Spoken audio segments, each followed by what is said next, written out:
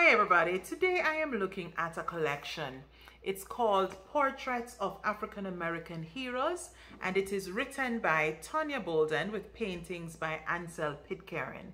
This work is a fabulous collection of synoptic versions of these outstanding African Americans' lives. I like this collection because it has fabulous paintings. We can already see on the cover what looks like a picture but is actually quite a lovely painting of Martin Luther King Jr. And it has not just these wonderful expressions through painting, but the work, the information on these various African American heroes is really quite informative. It's information that you can read in under a minute, that you can really enjoy and be fully informed about what it is that went into the making of these heroes and what made them heroic. So I like the collection too because it has a lovely mixture of the well-known and the not so well-known. And so I am seeing here Frederick Douglass, I am seeing Malcolm X, Martin Luther King Jr., W.E.B. Du Bois, I'm seeing Gwendolyn Brooks and a number of others whose names would be well known. But it also has a fabulous listing of persons who are not so well known. And so I'm truly enjoying learning about a little bit more about those with whom I was already familiar, and learning about some others that are not so well known. I have deliberately chosen to look at a male and a female. I have deliberately chosen to look at someone who was considered quite erudite, but also to look at someone else who had value in his brawn and not necessarily for his brain. So I think this is a wonderful collection, and it is definitely worth exploring. So if I could jump right in, the first person that I'd like to look at is the male. I'm starting on page 42, just holding the book up again for you to see it very quickly, for those who might be interested in getting this on their bookshelves. So I'm starting with Joe Louis. Joe Louis is said to have been born on May 13, 1914 in Lafayette, Alabama, and he died April 12, 1981 in Las Vegas, Nevada. So we're looking at some heroes who are being celebrated today in Africa, in African American writings. When a reporter asked Joe Louis, Louis in English, Louis in French, if as a child he had dreamed of being a champion and a millionaire, this boxing great replied, "I couldn't dream that big." He was born Joseph Louis Barrow to parents who struggled to support their 8 children by sharecropping cotton. When Joe was 2, his father, possibly an epileptic, was committed to a hospital for the mentally ill. When his mother remarried a man with several children, the new, larger family didn't fare much better. Young Joe's dreams were about such things as having more than one pair of shoes, a few changes of clothing, and a full belly. In search of a better life, the family packed up from Detroit, Michigan in 1926.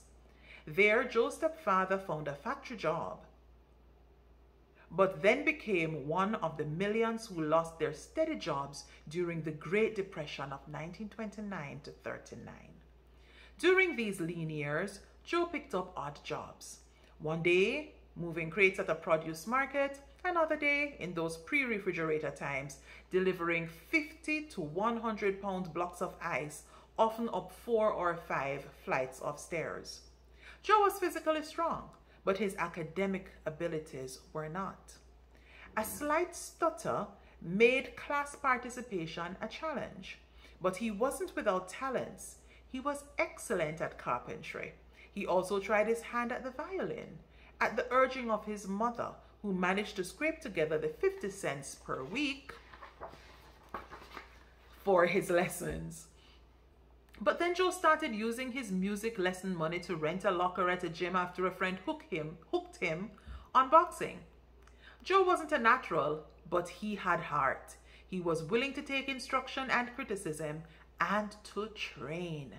In late 1932, he entered his first amateur fight and exited badly bruised with the loser's take, a $7 merchandise check similar to a gift certificate. In the spring of 1933, first round, second punch, his opponent was down for the count. Joe reveled in his $25 merchandise check and went on to rack up an amateur record of 50 wins out of 54 bouts with 41 knockouts. He also opted for the 1-2 punch name of Joe Louis. It talks about him going pro, and it ends by saying that the man who as a boy could not dream big was heavyweight champion of the world for a record 12 straight years, earning millions of dollars. Sadly, he ended up penniless because he lived too lavishly and made bad business investments. Still, Joe Louis is remembered and idolized for the victor he once was. So today we applaud Joe Louis. Started out as quite disadvantaged, grew to being a wonderful sportsman, and sadly died penniless, but nonetheless we applaud him for what he achieved. The next person I want to look at, I'm sorry, it would do us an injustice if I did not share the fabulous painting. So here is Joe Louis. I hope you can see him. Absolutely amazing artwork. And the next person I'm reading about is this lady here. Absolutely fabulous artwork again. She is Charlayne Hunter Gault. Charlayne Hunter Gault. She was born February 27, 1942 in Due West, South Carolina. Now, on June 11, 1988, tall, queenly Charlayne Hunter Gault, with her beautiful southern drawl, delivered the commencement address at the University of Georgia in Athens. And what a historic moment that was. Since its founding in 1785, the university had never had a black person give the graduation address. How fitting it was that Charlayne Hunter Gault was the first. In 1961, after a nearly 2-year legal campaign waged by the NAACP Legal Defense and Educational Fund, she and Hamilton Holmes, a future doctor, became UGA's first black students. 2, 4, 6, 8, we don't want to integrate. That's what a group of students chanted outside Charlayne's rooms on the UGA campus one September night in 1961. On another night, a brick and a soda bottle came crashing through her window. Those were times of testing, Hunter Gault told UGA's class of 1988, and yes, of triumph, of pioneering and legend building, of armor building. The hostility and the publicity that surrounded this young newsmaker steeled her resolve to become a journalist. It was a dream sparked by a childhood fascination with the comic strip ace reporter Brenda Starr. Charlayne was even more keen on journalism after working on the newspaper at Henry McNeil Turner High School in Atlanta, Georgia, where she spent most of her childhood. It goes on to tell the story of her childhood, story of how she got into UGA, and it says here, "No one ever told me not to dream, and when the time came to act on that dream, I would not let anything stand in the way of fulfilling it." These are the words of Charlayne Hunter Gault, who dreamed big like Louis did, and who was then able to be the first black person to give the graduation address at the University of Georgia in Athens.